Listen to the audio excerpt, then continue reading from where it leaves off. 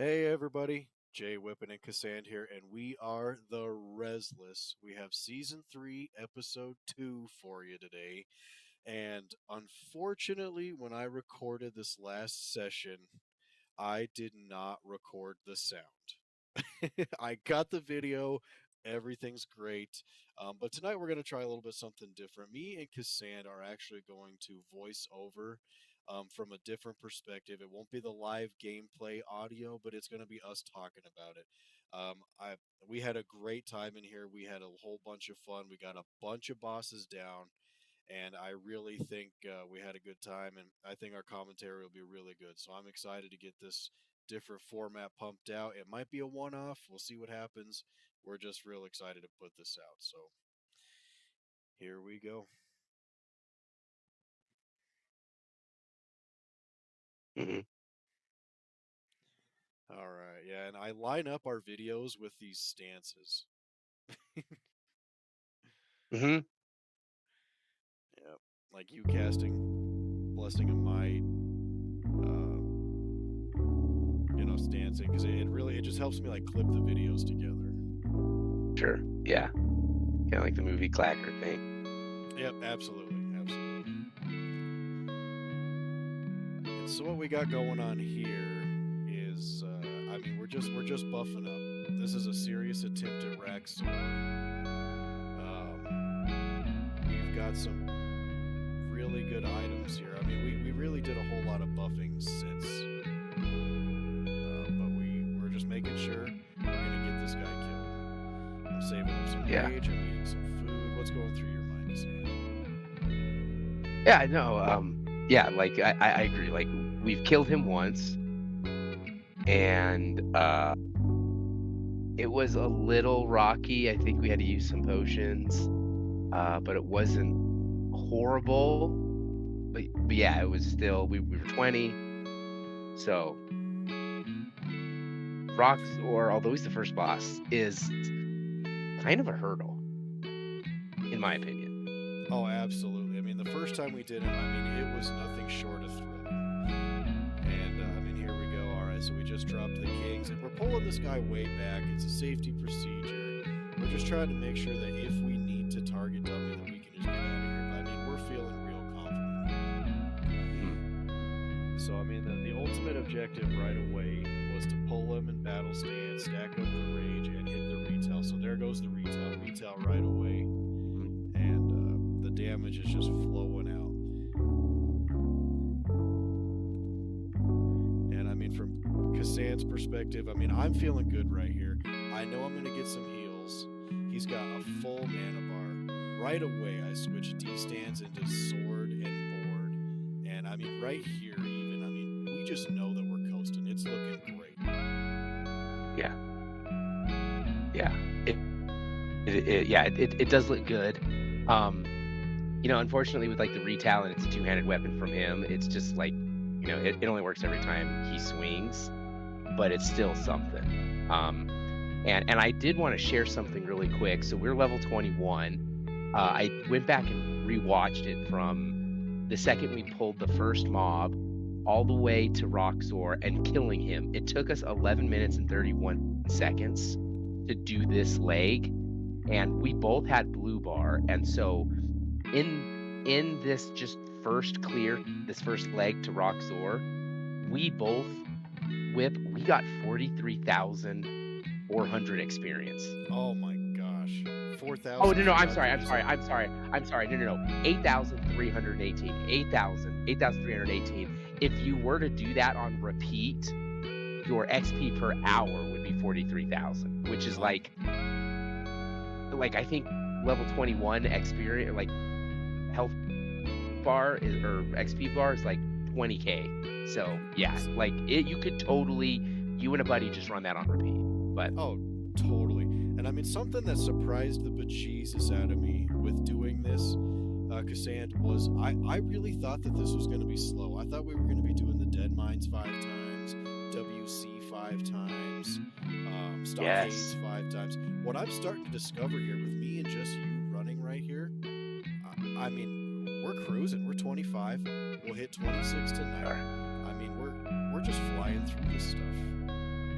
Yeah, no, we are going really quick, and I mean, because of the style of us filming and doing this, we do have pretty strong blue bar buildup.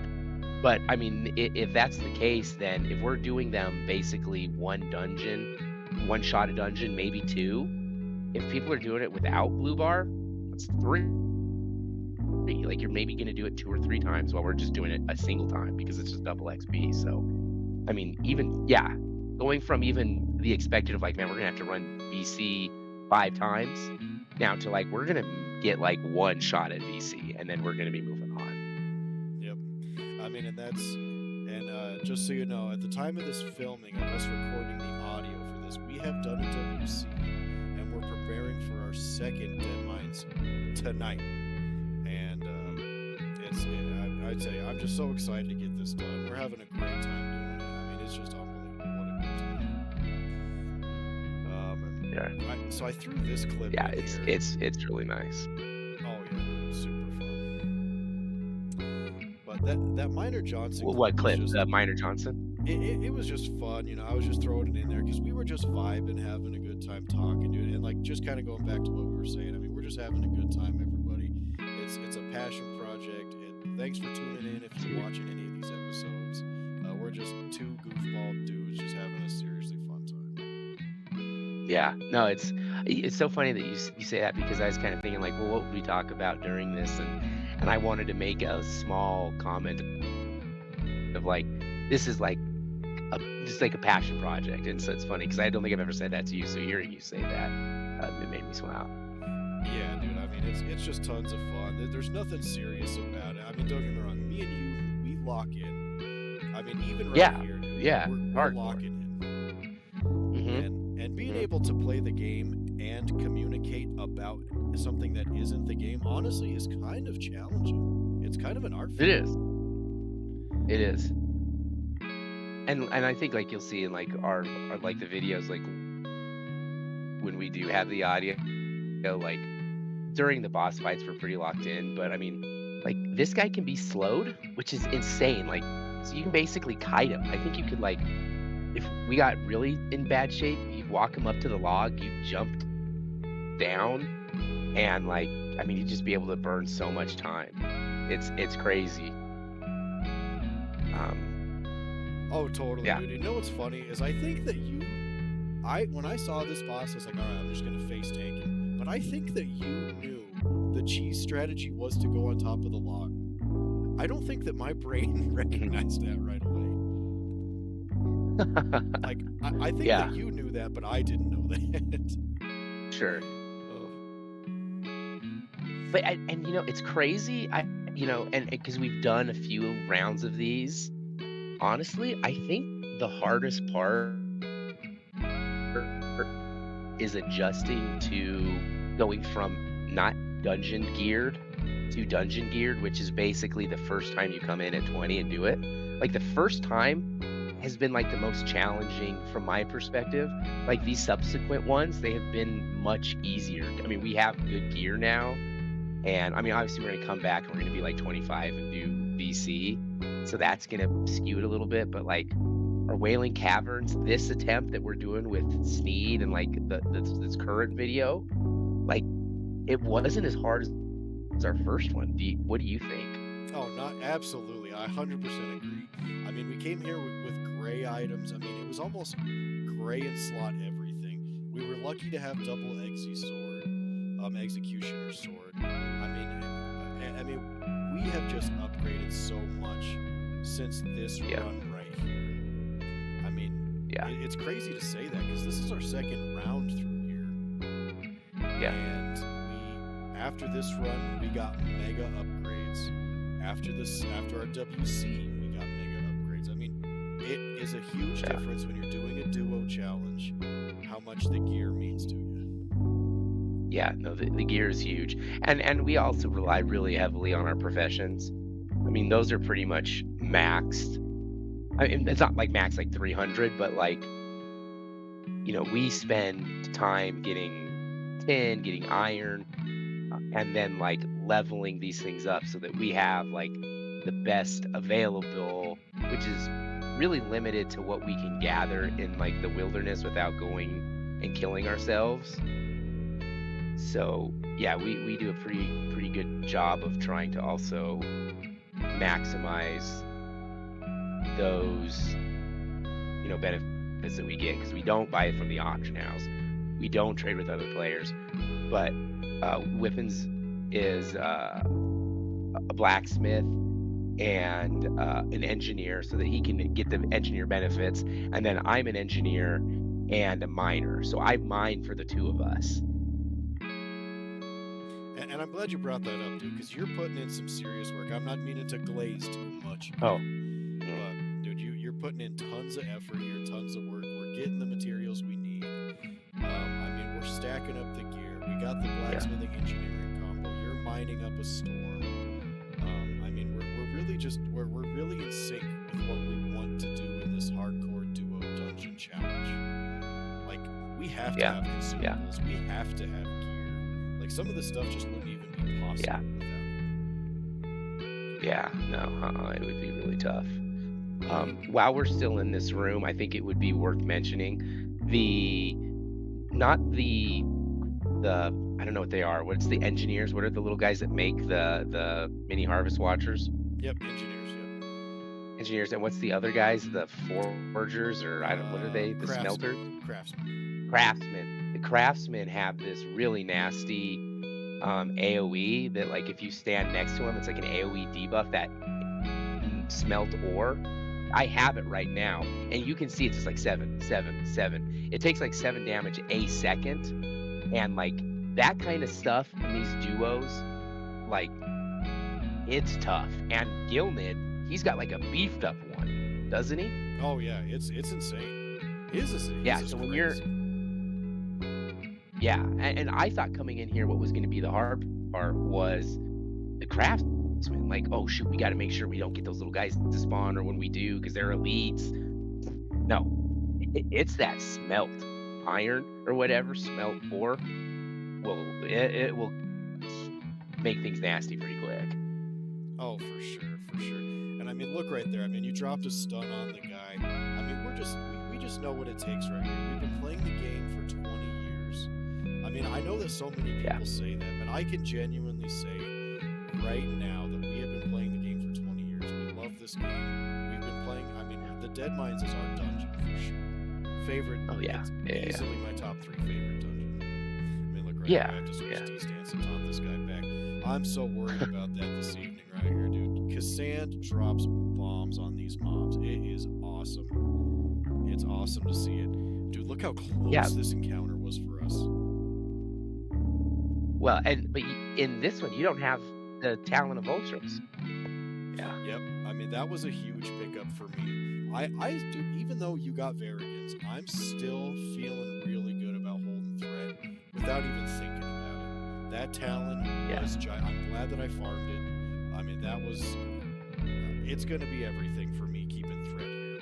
Okay, alright, dude. I put this clip in here. I got to take a quick sidebar from the talent of ultras. These mobs are scary. oh yes, Dude, I yes, remember why I put this one in here. It wasn't just the triple squally. This pack is scary, and yes, the subsequent pack that we fell into.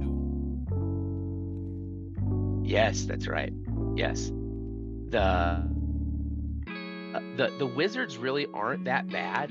It's these taskmasters. They'll just randomly decide to go into range mode. Like they'll step out so they're 5 yards away from you, and they'll start shooting. And what's tough is, I think for a minute, like one of the guys was shooting me, but it's hard to tell from the tank's perspective because he's not like, it's easy for whips to see when I'm getting attacked because they just turn around. But yeah, these guys are also something to not mess with, because I think it wasn't quite full panic, but it was like, I remember you're like, dude, heal yourself, heal yourself. Because it gets a little, and so we're trying to line of sight these guys to try to control their ranged attacks. So you just don't want them standing back and just having free reign at you. Oh, totally. And I mean, it's just 3 elites. Dudes, we had both. Your health was down to 20%. My health was down to 50. I mean, these guys gave us a serious run for our money. And what happens next? Right, look at that. That is why I threw it in. We picked up two more. I mean, this was serious mode. Dude. And I've got no mana. Yep. I mean, okay, all right. You potted right there. Big, huge pot. Huge. Yeah. So we decide to finish off. Oh, and like that's another thing. Like in. Oh yeah. No. You go. So we decided to finish off the Taskmaster.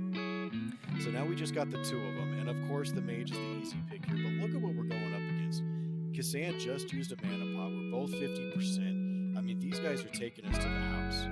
We are just trying to stay alive right here. Yeah. I mean, my fingers are on the target dummy. I got a shift R ready for a target dummy. But Cassandra comes in, starts blowing up some damage. I mean, 50%. I mean, we really cut it close. And I'm smiling down there too. I'm like, oh my god, how did we do that? Yeah, no. And when you brought up the potions, like, although like neither of us are alchemists, there's a couple of potion or like those like exotic goods, rare good vendors, and there's actually one in Booty Bay who sells like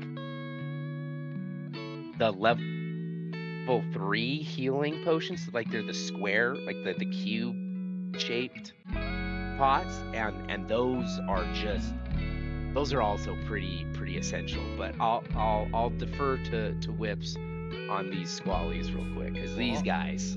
So this is what we call the triple squally pack. I want to talk about the potions real quick, because when we're doing a group found situation, that vendor in Booty Bay right next to the Alliance Flightmaster has been a godsend. I've been picking up potions left and right, no big deal. Thank goodness for that vendor. But let's get to the triple squally. So we end up in a real bad situation here, everybody. I'm D-stance rocking a 2-hand. I can't hamstring. The Squall Shaper is running into another Squall Shaper. And we just have to let him go, because I would have pulled another pack. But so this is where things get dicey. Cassandra already got down to 20% health. Look at that. I go down to 20% myself. We have 3 of these guys. Great heals. We're getting the first kill down. We still got 2 left. But I mean, it's just looking dicey. Yeah, and you'll notice if you go back and watch,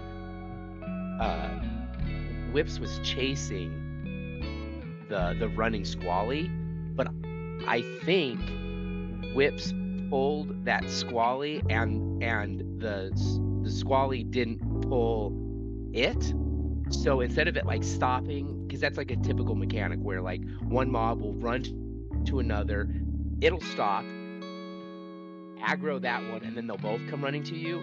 I think because his aggro range was farther than the squally's mob, it just kept running, and so that's how we got the third, is it ran past. I mean, it was a complete nightmare. And it's crazy, these squallies, like, they cast spells, but it's like Fire Blast and Frost Nova, and so you can't like interrupt it, you just have to take it.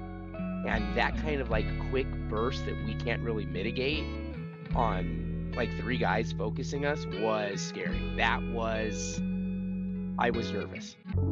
I was very, very nervous. And like we can't hop on like the little cheat spot because they'll just cast at us. Yep. Absolutely, dude. And I mean, you're just dropping mana. Like after watching these videos, especially with watching this one back with you, I mean, you drop these mana potions in such perfect times. I was in an absolute state of dire need, and you popped a mana potion, got yourself up 50% mana, dropped the heals, and you were fine. I mean, dude, that triple squally was no joke. That was insane. Yes. Oh my god. Yes. So far, even considering, having done, getting ready to do Smite, those squallies those are the ones to watch out for. I mean, you lock in every boss, but when you get to this bridge, when you get to this boat, and you're facing like, we might get 2 squallies, buff up. Oh yeah, we're gonna be on the ready for sure. So here we go. We pulled Smite. We got both of the ads right now. The second one just came in hot. So the ultimate goal with this, and we learned this from, we got some tips and tricks, but you kill the 2 ads, then you focus on Smite. And we're just dropping the hammer here. Retail's going crazy. I'm already down to 20 charges, still 4 seconds left. The ultimate goal is to kill the 2 ads, get in a situation with Smite, and just start damaging. The heals are flowing huge right here. I switched D stance. I'm still rocking a 2-hander. I'm really just trying to pump that ad down. That's the big thing right here. Pump this ad. And again, for like those who are like see this and want to try it, the good part about healing in World of Warcraft is any mana caster, I believe it's after 6 seconds of not casting during combat, you'll get your mana regen, your combat mana regen will activate. And so the nice part about Smite is as he goes through those different phases where he has his global stun and then runs to his chest, pulling him way back here gives us a super long time. We don't drop combat, so we don't get to drink and eat, but we get this really long break, which lets cooldowns reset, gives us a chance, and you'll be able to see it here. But yeah, I'll pass it back to Whip. Absolutely. This stomp phase is what makes this doable at such a low level. Yes. Tonight we're 25, going to be 26. This won't be as much of a challenge for us. It'll be the last 2 bosses for sure. But at double 22 right here, if Smite didn't have that stomp, we'd be in a world of trouble. We'd be jumping into the water, trying to cut the guy. We'd be doing all kinds of things. And you'll see even right here, I'm in D stance, rocking a 2-handy. Probably a big mistake. Look at the damage right there. 89, 53 on crits. Oh my gosh, miss, dodge, parry. Wow, I'm just lucking out right here. I switched to sword and board. I should have switched much earlier. Yeah. But you got to keep up the demo. And again too, like, no, you're right. Keep up the demo. I'm sorry, Whip. Keep going. No. Keep up the demo. Keep up the Sunders. I think I might let him fall just because he's running. Yeah. But no, what were you gonna say? I was just gonna say, like, when we did the first phase where he's got the 2 ads and him, you'll see that my mana gets down pretty low, and I'm not drinking. I don't think I hit a potion during this fight because we get these really long breaks. So like that's what regens it. But yeah, honestly, the stomp mechanic is what makes it easier, and I think people might think, oh no, this is the guy that stuns us. If you stand really close, it will make it more challenging. You get less downtime, but this is to do hard things. And see 3,170 XP. Oh, just huge. I love. It's like we're doing 5 elite quests every time.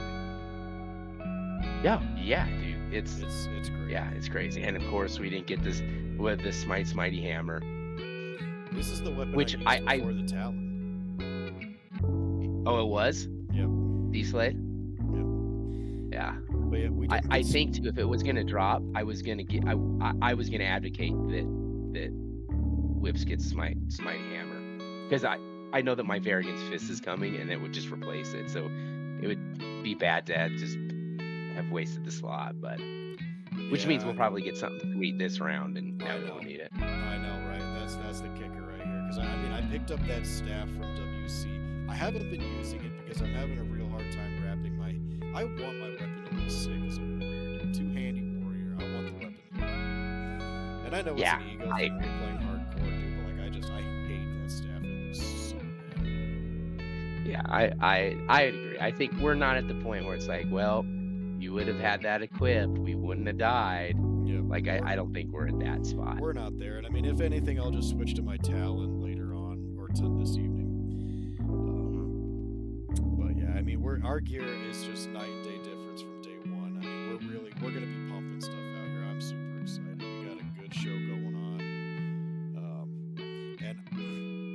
reason I threw this clip in here is because the situation up top here, when you're in a 5-man, you don't even think about it. In a 5-man, you're just like, all right, well, I'll pull one. If I get 5, whatever, we can do it. But when you're in a 2-man, you really are concerned about what's going on upstairs. And I think you can't hear it obviously, but we're marking, and we actually, I think we forget one somewhere up there. I think we've marked 4 or so, and I think I like marked the parrot or something like an idiot, and then later on we find that there's another. So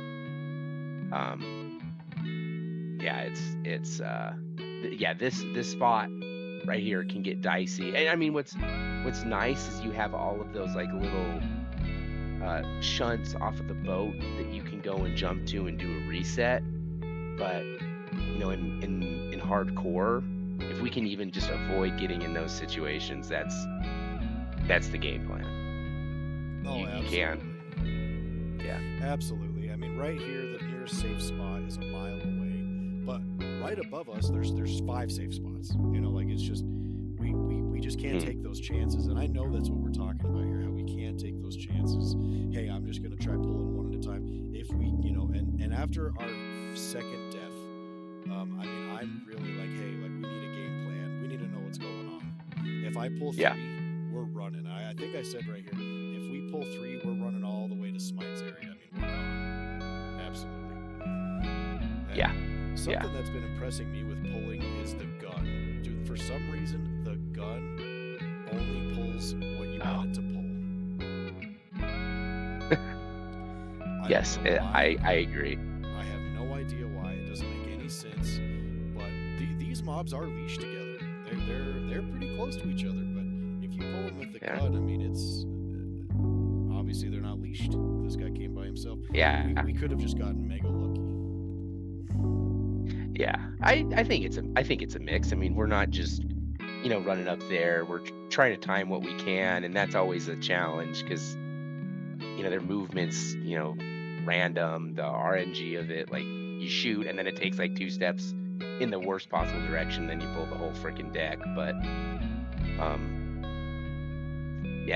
we found that if you just take it nice and slow, and then also try to like forecast, like, okay, this is the one I'm gonna go for, because I think we go X, and we're talking about how, because you can see like I've got this, why I put the triangle on the parrot, and I was like, there's a goblin back there. Wait. Like, I don't know why I thought I'd mark. Yep, see, and then we put the purple right up, there. Yeah, and so it's just like, and that's what we're talking about. I think it was like, okay, I'm going to pull X, prepare for diamond, and then we're like, I think, and then we're trying to predict it might be moon if they're leashed, maybe square, and so that's what we're just always having an exit plan. Absolutely. And as the farther we progress into this duo challenge dungeon crawl, I mean, we're looking for it now. The first 2 people we had, I'm not gonna lie, I was riding high on life. It couldn't have gotten any better, and we just fell flat on our faces. We didn't have a game plan. And right here, I mean, we are just, it's just a calculation. Like, do we just run to the wheel? Do we go backward? Do we go forwards? And I think at this point, after that first guy, I think we decided, like, okay, it's the wheel. Yeah, and here Whippins like directs me. He's like, okay, go beneath, like, to get as much space as we can. And again, like Whip said, like we were both surprised at how well we were able to pull this. I mean, again, because we're only 22, and some of those mobs up there are 20, so they're yellow to you. So I was surprised at how well we were able to pull this. And yeah, absolutely. So for the last boss this evening, we got Cookie. I mean, we were kind of running on a time crunch that night. This is way farther than I thought either of us thought we were going to make it. And surprisingly, when you do the dungeon crawl, it takes quite a bit longer. Things that you think take 10 minutes in a dungeon crawl duo, it takes about 30. So you really got to start timing stuff out. But I mean, Cookie is a monster, dude. It's funny. This boss I thought was a total joke. This boss is strong as can be.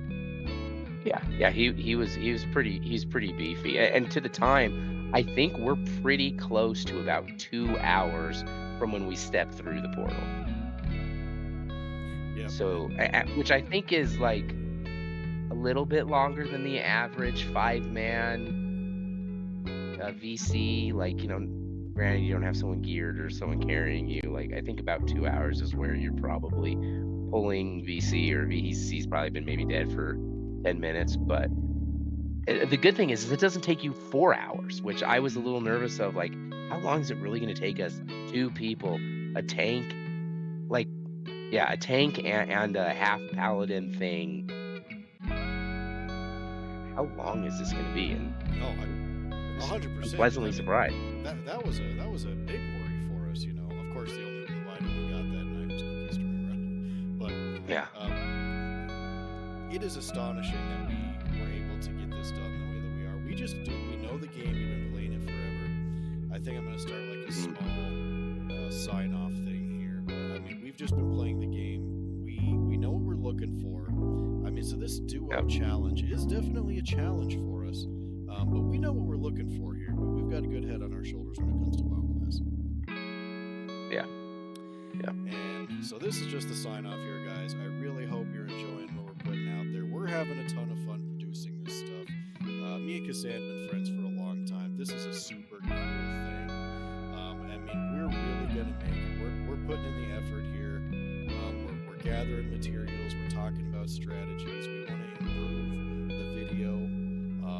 We want you guys to enjoy what we're doing here, and I hope you guys stay tuned in, and we'll see you on the next one. See you guys.